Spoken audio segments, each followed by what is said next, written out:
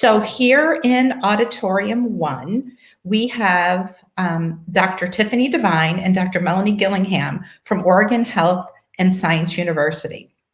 Dr. Devine is a postdoctoral scholar in Dr. Gillingham's lab in the Department of Molecular and Medical Genetics. Her work has focused on developing and characterizing a cell model of LCHADD associated with retinopathy using patient-derived induced pluripotent stem cells. Dr. Gillingham's research in the Department of Molecular and Medical Genetics has focused on various novel therapies for fatty acid oxidation disorders. For 20 years, Dr. Gillingham and her colleagues have conducted clinical trials in subjects with disorders in the fatty acid oxidation pathway. She has examined the effect of MCT supplements prior to exercise performance among subjects with LCHADD deficiency, receiving the Emanuel Shapiro Award for Best Paper in Molecular Genetics and Metabolism. The Gillingham lab has evaluated the effects of increased dietary protein on metabolic control and energy balance in subjects with LCHADD, CPT2, and VLCAD deficiencies.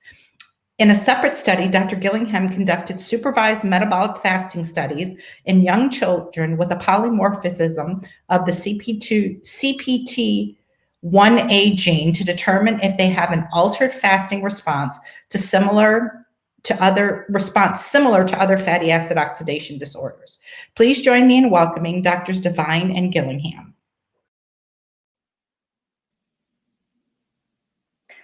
Good morning. Good morning.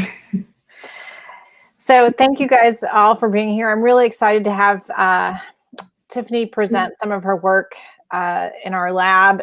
We've made some great progress, and it's been a delight to have Tiffany join our team. And I'm going to turn it over to her and have her tell you about some of the work we've been doing at the bench. Great. Can you see the presentation? Yes. All right, wonderful. Thanks very much for the introduction. I'm really excited to speak here today. So the title of the talk today is LCHADD Deficiency in an iPSC-derived model of retinal pigment epithelium. All right, so this is an overview of fatty acid oxidation, and summarized here are the steps that occur after the long-chain fatty acid's been transported into the mitochondria. So we start off with a long-chain fatty acid that's then passed through different enzymatic steps, ultimately resulting in a chain that's shortened by 2 carbons and an AcetylCoA molecule, which can then be used by the cell for energy. So for the purpose of this talk, I want to focus in on these 3 steps shown here. All 3 of these enzymatic activities are contained within a single protein complex, and this complex is often called mitochondrial trifunctional protein or trifunctional protein complex, which is abbreviated as TFP. So this complex has 3 enzymatic activities that are coded for by 2 genes, HADHA and HADHB. HADHA contains the first 2 enzymatic activities, and within HADHA, the most common mutation that occurs is known as G1528C, and this just indicates the position and the mutational change within the gene. So when I'm speaking about LCHADD deficiency, I'll be specifically referring to cases that harbor at least 1 copy of G1528C. And this is in contrast to TFP, which contains all other mutations within the 2 genes. So the point mutation in HADHA specifically affects the long-chain 3-hydroxy-acyl-CoA dehydrogenase activity, or LCHADD activity, so this second step here in the TFP complex. And this renders the enzyme much less effective at catalyzing this reaction. And what ends up happening is that you get this product here that exits the cycle. So a signature of LCHADD deficiency is the accumulation of these 3-hydroxyacyl-carnitines. And we find that these are far less pronounced in TFP disorders. So today's talk is focused on a unique complication that arises in LCHADD deficiency, and that's a choreoretinopathy. So the images shown here on the left are called fundal photos, and they basically capture a snapshot of the back of the eye. So the top left shows a normal fundus, and the next 2 images show the choreoretinopathy progressing in an LCHADD patient. And then this last image here is this same eye, but from a different view. So early stages of the disease show areas of hypopigmentation, which can be seen here. So this is just a lack of pigmentation, followed by regions of pigment clumping within near the fovea. And then over time, patients will report night blindness, and then this is followed by loss of color vision.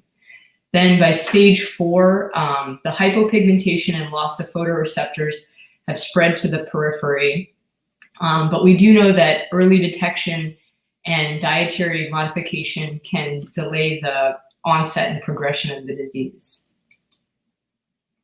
So some of you may have heard of a disease called retinitis pigmentosa, and you might even be confused about how this relates to LCHADD retinopathy. And if so, you're not alone. But I do want to make the point that retinitis pigmentosas are actually distinct from LCHADD retinopathy. I think because we're dealing with a rare disease and it's something that ophthalmologists don't routinely see, that it was initially lumped in with other retinitis pigmentosas. But as we've learned more, it's become clear that LCHADD definitely has some distinguishing features. So this very large Venn diagram shown here lists over 271 genes that are implicated in inherited retinal degenerations. And this large blue circle here labeled RP lists out all the known causative genes for retinitis pigmentosa. And then out here on the edge, we have this smaller list classified as choreoretinopathies. And then within this group, we find LCHADD, which is listed here as HADHA. So these diseases not only affect the retinal pigment epithelium, but also involve the choroid, which is the vasculature just beneath the epithelium. It's also been noted that LCHADD retinopathy looks different from the perspective of an ophthalmologist compared to classical retinitis pigmentosas in terms of how symmetrical the vision loss is. But overall, the takeaway here is just that these are two distinct types of retinal degenerations. So these data are from a long-term study that was carried out at OHSU with Dr. Gillingham's involvement. It followed 21 cases over time and found that vision declines with age in LCHADD patients. In contrast, vision for TFP patients appeared to be more stable. So one small caveat with this study is that they looked at 3 TFP cases and they may have been on the less severe end of the disease, I believe. So here on the right, we're again looking at fundal photos, and this just shows the progressive loss of pigmentation over time in 2 LCHADD patients. So the top patient was followed from the age of 5 until 14, and then the bottom patient from 10 to 15. So another important observation that's been made is that there's a correlation between the abundance of these hydroxyacylcarnitines and a decline in vision. So with an increase in hydroxyacylcarnitines, there's a decline in vision. And it's important to point out that this is only a correlation. It is, however, consistent with the data I showed on the previous slide, indicating that TFP patients appear to have more stable vision. Because these patients are lacking G1528C, the levels of the 3-hydroxyacylcarnitines are also lower than LCHADD patients. So again, this is just a correlation, but it still raises question, like a really interesting question about whether the 3-hydroxyacylcarnitines are involved in the retinal pathology. So there are a few studies that have looked into this, and some evidence suggests that they can cause oxidative stress, which can result in damage to lipids, proteins, and DNA. And then over time, this damage can accumulate and may overwhelm the cell. So another proposal is that because the fatty acids aren't able to complete the oxidation cycle within the mitochondria, that they're instead shunted to an organelle called the peroxisome, where they can be chain shortened. And one product of these reactions is hydrogen peroxide, which itself also contributes to oxidative stress. So one hypothesis that we had going into our cell model study was that the buildup of hydroxyacylcarnitines would kill LCHADD RPE. And I'll address that later on in the talk. But before diving into the details of our model, I'd like to just give a brief description of how the retina is organized and then discuss why we're interested in a model of the retinal pigment epithelium. So the retina is a thin layer of tissue in the back of the eye. It's composed of multiple cell types that as a whole are responsible for transforming light into electrical and chemical signals that can be interpreted by the brain. And then farthest back are these retinal pigment epithelial cells. Just beneath this layer, which is not shown here, is a basement membrane and then a blood supply called the choriocapillaris. And the RPE can transport nutrients from the blood to the cell layers above them. And in particular, they have a very close relationship with the photoreceptors, which are these cells shown here. So this is a close-up of the structure of the photoreceptors. And the portion of the cell closest to the RPE is called the outer segment. And this part of the cell contains discs that hold a specialized visual pigment. After these cells react with light, this pigment needs to be recycled. And so photoreceptors actually shed these outer segments daily. The RPE take up the spent outer segments and process and recycle the components. And so one really interesting thing about these outer segments is that they are rich in long-chain fatty acids.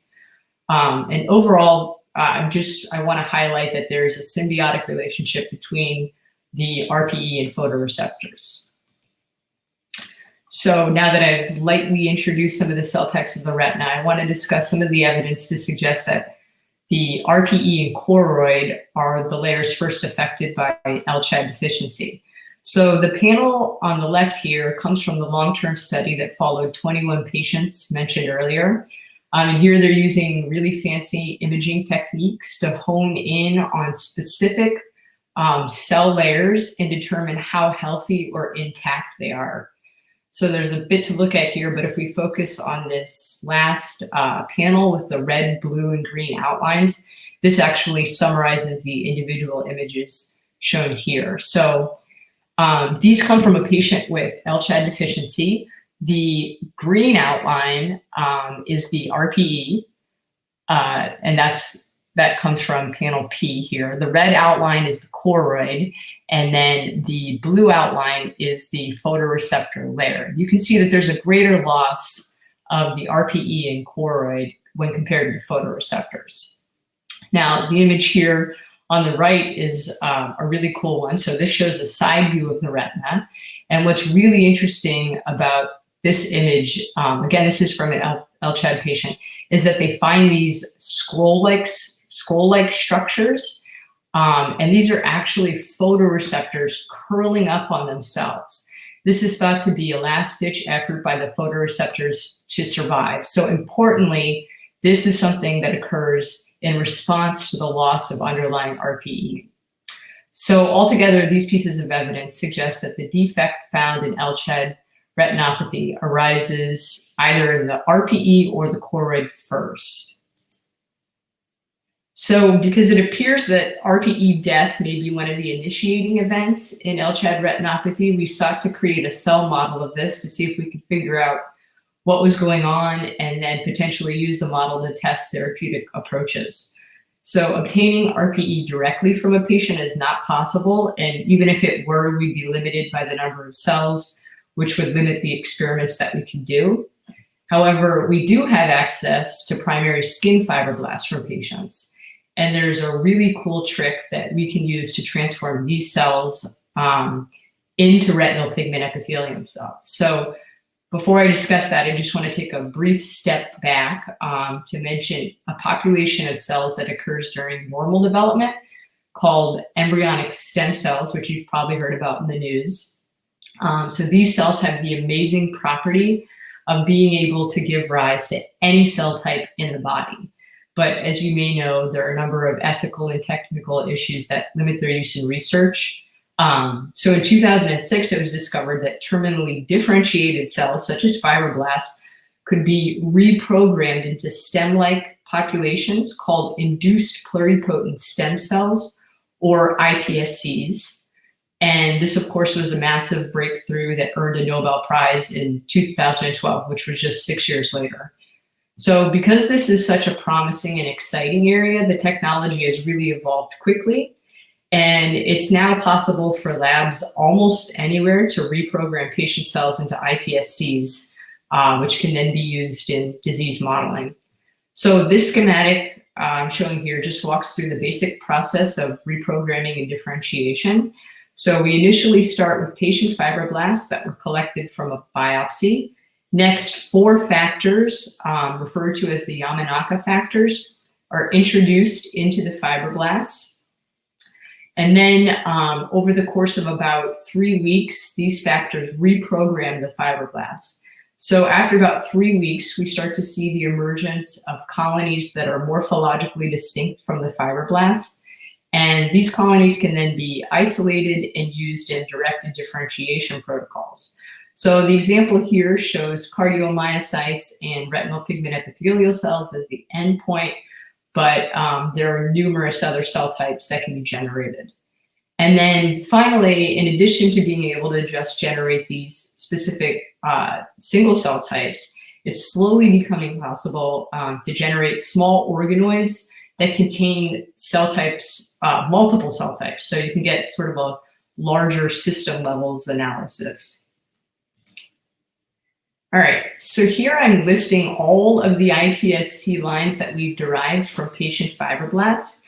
The second column indicates the gene, and then the third column shows which mutation is present. So of the 9 FAOD lines that we've reprogrammed, 4 have the common mutation, and those are the 4 I'll focus on today. So our lines skew toward being female and also being collected at a younger age. So after reprogramming and isolation of clones, all of our lines go through a similar validation and QC process. So we first verify that the genes used for reprogramming have been removed. We next use a technique called immunofluorescence, which is shown here. So this allows us to look for proteins that are specifically associated with induced pluripotent stem cells. So in order to pass this stage of the screen, all 3 markers must be expressed: NANOG, SSEA, and OCT4. Next, we'll verify that the cell lines are clean of bacterial contamination, and if so, they're expanded and karyotyped to make sure that they're genomically stable. And then finally, we cryopreserve the lines. Now, theoretically, you could have almost an endless supply of these cells, but in practice, that's not possible. But we're still able to bank a very large number of vials for each clone. So the magic of the iPSCs is that we're now able to use them to generate retinal pigment epithelium. So this is a fairly quick process. It takes about 2 weeks. We add a number of different growth factors and signals to the culture that direct them down this particular path. And then incredibly, after about the first passage, we're left with a pretty homogeneous and uniform population of cells. So these cells, like primary RPE, begin to pigment, which can roughly be seen in the bright field images here. You can see they have a light brownish color with darker patches of pigmented throughout. And then another characteristic of these cells is that they form a monolayer with roughly hexagonally shaped cells. But so each time we transfer or split the cells into a new dish to expand them, they go through a period of cell division. And then once they cover the dish completely, they'll stop dividing and begin to undergo a process of maturation, which takes about 30 days. And it's during this time that they'll start to morphologically and functionally resemble RPE. So once they've reached this state, they can stay in place for several months and still remain viable. And we conduct all of our experiments and assays after this 30-day maturation period. So in order to verify that the differentiation process has worked, we again use immunofluorescence to determine if RPE-specific markers are expressed. And we have a panel of 7 shown here. And you can see that all 3 of the lines that I'm showing you have about the same efficiency of differentiation. So as noted earlier in the talk, one of the critical functions of RPE is the ability to clear the outer segments from photoreceptors. And this process is called phagocytosis. This is actually something we can look at in our cell culture model. So RPE cells are polarized, and this means that they have a distinct top or apical domain and a distinct bottom or basal domain. And in this schematic, the cells are grown on what's known as a transwell support. So this allows us to fill the upper and lower chamber with media, and we can add components specifically to these chambers to access either the apical or basal domain of the cells. So for the phagocytosis experiment, isolated photoreceptor outer segments are labeled with a green fluorescent dye and then added to the upper chamber of the transwell. And then after about 4 hours, the cells will have already begun the process of engulfing the labeled outer segments. We then use 2 different techniques to determine if the photoreceptors have been taken up or if they're still just surface bound. So in the first technique, we have an antibody that recognizes photoreceptor proteins. This antibody is labeled with a red fluorescent dye. We then add the red labeled antibody to the apical chamber, and it'll stick to the photoreceptor protein it recognizes and show up as red fluorescence under the microscope. So importantly, under these conditions, the antibody will not be able to access the inside of the cell, and anywhere green light overlaps with red light will show up as a yellow signal. So this yellow signal indicates that the photoreceptors are surface bound, whereas the purely green signal indicates that the outer segments have been internalized by the RPE. So in the top 2 images, we see that both wild-type and LCHADD cells are capable of internalizing these photoreceptor outer segments, as indicated by green. So the second thing we can do is use a technique called confocal microscopy to take image slices at different depths. So what we look for in this case is that the green labeled photoreceptor outer segments are beneath the apical domain. So here's an example image of a single plane. So the nuclei are stained in blue, and then the cell borders are outlined in red. So along the bottom and the right-hand side here, you can sort of see all of the different images stacked upon each other to give a side view of depth. So the top of the cell is labeled as A for apical, the bottom is labeled B for basal. And again, when we see a green signal kind of sandwiched between or beneath the apical side, this suggests successful phagocytosis. So both of these techniques indicate that our wild type and LCHADD iPSC are capable of phagocytosis. So another important function of the RPE is to act as a blood retinal barrier. So specifically what I mean by this is that it controls exactly what enters the outer retina from the choroid. And one of the primary ways that RPE accomplishes this is through establishing what are known as tight junctions with neighboring cells. So these are typically found closer to the apical domain. And there are several ways to look at tight junctions. I'll start with the immunofluorescence staining here in the center. So this is staining of a marker for a marker called ZO1. It's a protein that's found within tight junctions. And you can see that it's uniformly present at the cell borders and that the cells are roughly hexagonal. So second piece of evidence that supports the presence of tight junctions is increased resistance as measured by a voltometer. So here, again, we plate the cells on a transwell support and then use the voltometer to pass a current from one electrode to the other. And the surface on which the RPE are cultured is a porous one. So in the absence of RPE, current readily flows through here. But with RPE present, this increases the resistance. So the higher the resistance, the more intact the barrier is.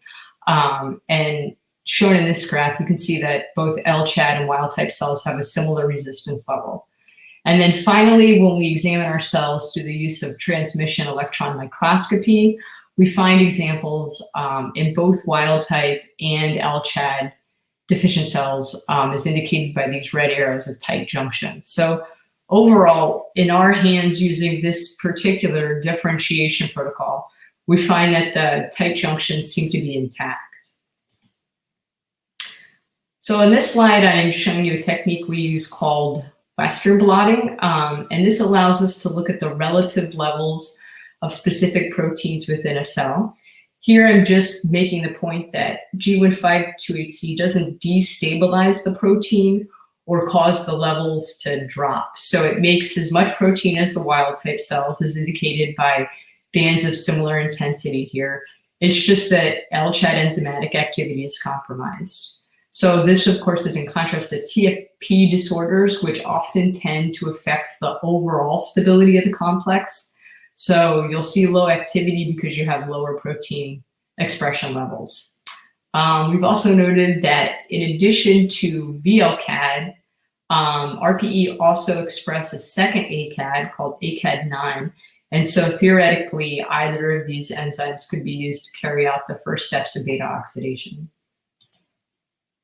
All right, so I mentioned earlier that after one round of beta oxidation, you end up with an acetyl-CoA molecule shown here. And one thing that can happen is that this molecule can then go on to be further oxidized, which will create energy for the cell. So in the lab, we have a piece of equipment that allows us to measure this. And the basic flow of the experiment is to add either a BSA control substance or a long-chain fatty acid. In this case, it's 16 carbons long and abbreviated as C16. Then we put the plate in the machine and it returns readings to us. So the data that it returns are these OCR values over time. So you can basically think of the y-axis or the OCR values as the cell's ability to make energy. So you'll notice that the graphs bounce around a little bit, and that's because at these points we're injecting different things into the plates. But for now, I don't want to go into that, but instead just focus on these first set of values out to about 25 minutes just before the first injection. So the green graph is data from the wild type cells. The open circles are the BSA control. And you can see that these are pretty flat. We don't see much change in energy production. But when we add the long-chain fatty acids, we do start to see a rise in the OCR values, indicating that the wild-type cells are oxidizing the long-chain fats. And then the bar graph over here just summarizes this data, but you can still see this increase with the addition of fat. Now compare this to the red graph here on the bottom. These are LCHADD cells, and you can quickly see that there's really no difference between the control and the long-chain fatty acids. So again, that data is summarized over here. And overall, we conclude that the LCHADD RPE show reduced fat oxidation. So a second use for this acetyl-CoA molecule produced from beta oxidation is in making ketone bodies. So ketones are a source of fuel for many tissue types, such as the heart, brain, and muscle. They're most well known for being produced in the liver, but in the last decade, it was discovered that RPE are also capable of producing ketone bodies. And furthermore, it was shown that they actually export these apically toward the photoreceptor layer. So it's thought that these ketones are then used as a fuel source by the photoreceptors. So knowing that RPE are capable of making ketone bodies from long-chain fatty acids, we asked whether this capacity was diminished in LCHADD deficient cells. So in this experiment, RPE are cultured on transwells. We then add the long-chain fatty acids to the apical chamber and then collect the media to measure ketones. And then specifically here, we're assaying for beta-hydroxybutyrate, which is just a specific ketone. So as shown in the graph here in the center, there's no response from either cell type to the control treatment of BSA. But when palmitate's added, there's an increase in ketone release. So you can see that this is significantly higher in the wild type compared to LCHADDs. So overall, this data suggests that the decrease in ketones released apically could have a negative energetic impact on the adjacent photoreceptor layer. So we were next interested in whether we would see the buildup of lipids within our LCHADD cells. So this is something that had been previously reported in a different LCHADD RPE model. So here I'm showing that the total triglycerides were higher in LCHADD cells, And then using a fluorescent probe that recognizes lipids, we found that with the addition of long-chain fatty acids, we could see the buildup of lipids within LCHADD cells. So overall, this data confirms a previous observation. As it stands right now, we aren't entirely clear on how this contributes to the overall pathology. So this is still an area of open investigation. So because one of the hallmarks of LCHADD deficiency is the accumulation of 3-hydroxyacylcarnitines, we were definitely interested in whether these would also build up in our cell model. So for this experiment, we simply feed the cells either BSA or long-chain fatty acids with carnitine. We wait roughly 7 hours and then collect the media for acylcarnitine analysis. And in this graph, the black bars are wild type and the gray bars are LCHADD cells. Along the bottom indicates what we added to the media, and then the slanted text under here are the acylcarnitine species. So the first 4 bars were fed the BSA control. You can see that the acylcarnitines were mostly undetectable under these conditions. There is, however, this very small bump in 3-hydroxypalmitoylcarnitine, but this is much more pronounced when we feed the cells long-chain fats. So in this case, we're feeding C16 again. So there's a small bump in palmitoylcarnitine in the wild type, but really the most striking results are the increases we see in LCHADD cells, particularly this 3-hydroxypalmitoylcarnitine. And this massive increase in this particular species mirrors what we see in patients. So at this point, you might be wondering if the cells started to die in the presence of these hydroxyacylcarnitines. Because at the very beginning of the talk, I mentioned that this was one of our hypotheses going into the study. We were actually pretty surprised to find that the LCHADD cells seem to do pretty well, even out as long as 6 weeks, swimming in really high concentrations of these hydroxyacylcarnitines. So it seems like the story surrounding their toxicity might be a little bit more complex than we originally anticipated. So one thing we've been very curious about is whether wild-type cells, so these are cells with intact LCHADD function, could take up the hydroxyacylcarnitines and oxidize them. And this is an important question when we start to think about therapeutic approaches. So as I'll discuss shortly, we're very interested in testing whether the disease can be treated by adding back a functional copy of LCHADD. But one problem with this approach is that it's difficult to correct every single cell in the retina.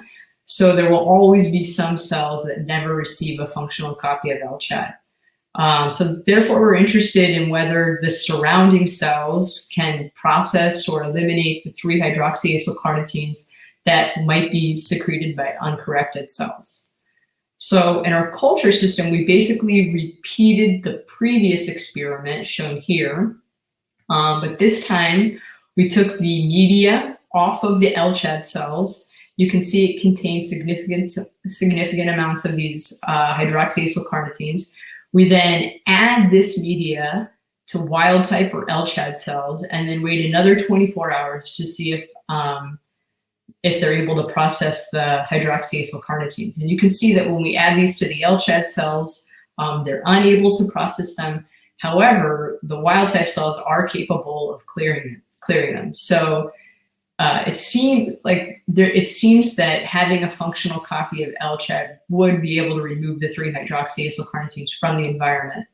At least that's one of our hypotheses moving forward. So I've mentioned that we don't find that the hydroxys alone kill the cells. Therefore, we were interested in looking for more subtle changes. So for example, things that may precede cell death. And one thing we can do is look at mitochondrial health. So in this experiment, we use a dye called JC1 that gives off both a red and a green signal. And without going into the technical details too much, what we're looking for is an overlap in red and green. And this will indicate that we have healthy mitochondria. So a decline in this overlap suggests a decline in mitochondrial membrane potential and thus hints that they could be damaged or otherwise unhealthy. So the images shown are of wild-type and LCHADD RPE fed long-chain fatty acids, and you can see there's this general absence of red punctate in the LCHADD cells. And then if you look here at these combined images, it's pretty clear that there's more overlap between the two signals in the wild type. That's why we see this yellow light here. And so the graph here on the right summarizes this data. And you can see that adding fatty acids to the LCHADD cells really diminishes the red punctate that overlap with the green signal, so indicating potentially poor mitochondrial health.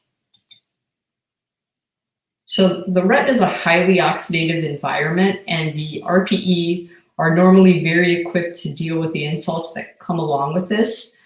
However, we were interested in whether LCHADD RPE could deal with an extra load of stress. So we asked what would happen if we hit the cells with kind of a large concentration of hydrogen peroxide, which would induce oxidative stress. And then we compared either a control or the presence of long-chain fatty acids. And what we found was that wild-type RPE actually do much better when fed long-chain fats under these high oxidative stress conditions, whereas LCHADD RPE seem to do worse. So this suggests that in the presence of high oxidative stress and long-chain fats, that these two things may overwhelm the LCHADD deficient cells, and perhaps the 3-hydroxyacylcarnitines could be compromising the defense systems that LCHADD cells have in place. So I'm going to go ahead and summarize the findings that I've presented so far. So LCHADD RPE are not able to oxidize long-chain fatty acids for energy. They have an increased amount of hydroxyacylcarnitines. They release fewer ketone bodies apically, which may have adverse effects on the photoreceptors. They show an accumulation of lipid deposits, and the long-chain fatty acids may decrease mitochondrial health. And then finally, they have decreased viability under stress conditions when long-chain fatty acids are present. So one of the strategies we are considering is gene therapy, and we believe that maybe adding back a functional copy of LCHADD will help correct some of these phenotypes. And so one reason why this is such an attractive therapy is because it's already been successful in other retinal diseases. So the basic idea behind this approach is that you have an adeno-associated virus, or an AAV, that contains a functional copy of the gene you're interested in. So in this particular case, it's a copy of RPE65. The patient then receives an injection that targets the virus to the RPE layer. Additionally, specific viral capsids can be chosen that'll make it more likely to be taken up by a specific cell type. So here they're using AAV2 to target the RPE. The virus ultimately disappears, but leaves behind a copy of this gene, and it remains stable within the cell as a circular episome. The cell then uses its own machinery to create a functional copy of RPE65. And so this is the exciting thing about this particular therapy, is that it's FDA approved for Leber's congenital amaurosis already. So as I mentioned, we believe that gene therapy is a very promising approach to treating LCHADD retinopathy, but there's still a number of questions that need to be addressed. And many of these questions will work out in cells and then later test in our LCHADD deficient mouse. So to begin the work, we had to first determine which viral capsid was the most efficient at targeting the iPSC-RPE. And we tested 3 different capsids that all had promising results in the literature. So to evaluate how well each one worked, the virus is carrying the instructions for making a protein called GFP, or green fluorescent protein. And when this is taken up by the cell, we can then visualize this by microscopy. And we tested 2 different concentrations of virus and overall came to the conclusion that AAV5 was the most efficient and that it was pretty similar between wild type and LCHADD cells. So next, we cloned a full-length copy of HADHA into the appropriate AAV vectors, and we added this to cells to see if we could express the protein. Here you can see that HADHA is expressed. It's shown in green. The nucleus is in blue. And so with these 2 pieces of information, we were able to produce an AAV5 that contains a full-length copy of HADHA. So the next thing we'll look at is whether this exogenous copy of LCHADD is capable of incorporating into the cell's own endogenous TFP complex. And then from there, we're interested in examining whether we can reverse these various phenotypes. So that's basically summarized here. So you add a copy of functional LCHADD. You'll still have the G1528C mutation present, but now there will be an additional wild type copy of LCHADD present. And we are interested in looking at whether we can reverse these phenotypes in cells. And then down here, I've mentioned this already, but the virus will never be able to deliver a functional copy to every single cell. But we'd like to know what percentage of cells need to be corrected in order to decrease the concentrations of 3-hydroxyacylcarnitines. And so with that, I'd like to thank you for your time and acknowledge the members of the Gillingham lab. I'm especially thankful to Melanie Gillingham, my mentor, for all her support over the years. Garen Gaston created the IPSC libraries. Shannon Babcock is a new and talented graduate student in the lab. And then Gabby Elizondo did the AAV work with me. And so with that, I can take questions. Thanks, Tiffany. I'd like to say, I really appreciate how well you designed each of those experiments, and they all had a really great control so we can come to some nice conclusions. And it's a real pleasure to see how detailed and they were designed. So thank you so much, Dr. Devine. That was an incredible presentation. And I have to say the hope of potential that gene therapy can offer for these patients is really exciting. So we look forward to hearing more about that and how our patients can take an active role in those studies. So a few questions that have come in. So although you have seen evidence of retinal myopathy, have you seen any evidence of corneal myopathy or neurotrophic keratitis in these patients? I'm not aware of any of those signs that we've seen. So no, I don't think so. Okay. Is there any correlation yet to RPEs and specific LCHADD mutations? That's a good question. Yeah, that's a great question. Yes, it's a loose correlation. So again, going back to, I think what Tiffany talked about in our retrospective studies, we had 3 patients with TFP, and the bulk of the patients that I've followed over 20 plus years have had that common mutation. So I'm basing it on a fairly small number of TFP patients. But if I compare those groups, then there's more RPE loss in the LCHADD patients and less RPE loss in the TFP patients. Okay, interesting. Very interesting. Another question says, do you think the ketone therapy that Dr. Gillingham discussed yesterday could also have positive effects on the eyes? That's a good question. Do we know? I guess I'll punt this one to Tiffany. Do we know if ketones in the blood can cross into the retina, or do they need to be made locally in the retina? Right. I think at this point, that's unknown. So the ketone data in terms of the eye is fairly new. So I know that There's basically 2 studies so far that have looked into this process.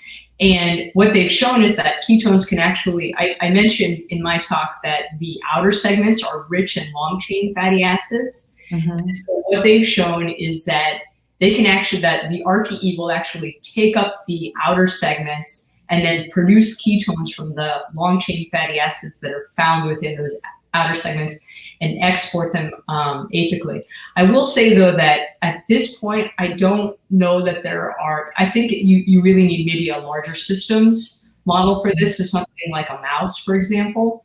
And I don't think that these studies have been done yet. But yeah, so to answer your question, I'm not entirely sure if ketones are exported, if they're taken up by the RPE apically and exported, or basally and then exported to photoreceptors. That's a really good question though.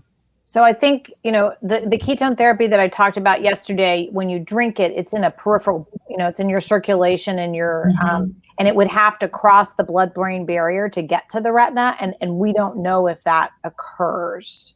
So there would need to be some more research to see. Okay. So we have a couple other questions about the gene therapy. Can you explain a little bit? I know it's not, we're not talking about it for LCHADD, but the current gene therapy that's approved, is it an oral dose? Is it injection in the eye? What does that look like? Yeah, that's a good question. So right now, the way Luxturna works is the patient has to go under full anesthesia. So it's done in the OR, in the operating room, and it's an injection in the back of the eye. And then it creates a little bubble that of fluid between the photoreceptors and the retinal pigment epithelium, and they patch that eye. And then over the next couple of weeks, that bubble of fluid gets taken up by the RPE and the gene expressed. So my understanding is that patients that have this done, that like don't live in Portland but are coming to Portland for the surgery, typically stay at our center for about 2 weeks, where the ophthalmologist is checking their eyes every day after the operating procedure. But the patients that have received it have really seen a huge benefit, and in some cases have restored, have improved vision. Their vision has come back a little bit.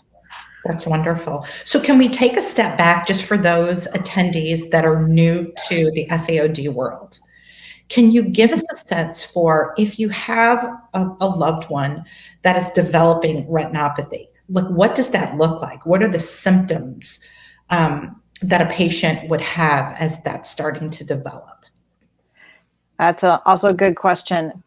What I hear parents tell me is that the first thing they'll notice is a decreased vision at night, so in darkness. And I'll hear parents tell me they'll want to hold my hand walking into a movie theater, for instance, that's got low light, or out from the car at dark. They're worried about the curb or getting in the steps. So that typically is the first sign that there's a decreased vision at night. I had one parent tell me that they were complaining that all of a sudden the night lights were burnt out, and the mom was like, no, they're not. So they were really decreased vision at night. And then I think from there, it tends to be a little bit difficulty with color, and it seems to be blue and red colors in particular. And ultimately, it's sort of in the center. So as it gets more progressed, they lack, like, it's like almost like a little bit of a black hole right in the middle. And so sometimes they'll turn their head to talk to you and look out of the side of their eye, and they may not be aware they're doing it. But a lot of them will kind of look at me sideways and look out of the side of their eye. Yeah, those are good things for parents to be aware of and to be on the lookout for. So I know we have a lot of conversation about newborn screening and being able to detect the potential for these rare disorders. But what about a patient that may get diagnosed later in life? Like, do you tend to see retinopathy develop more in pediatric patients, or do we see it in some of our older patients? Another great question. So my impression is that newborn screening has slowed the retinopathy, and that people that were picked up by newborn screening have better vision for a longer period of time. But I don't have real solid data to back that up, which is one of the reasons our human natural history studies can be really helpful. We can kind of tease that out.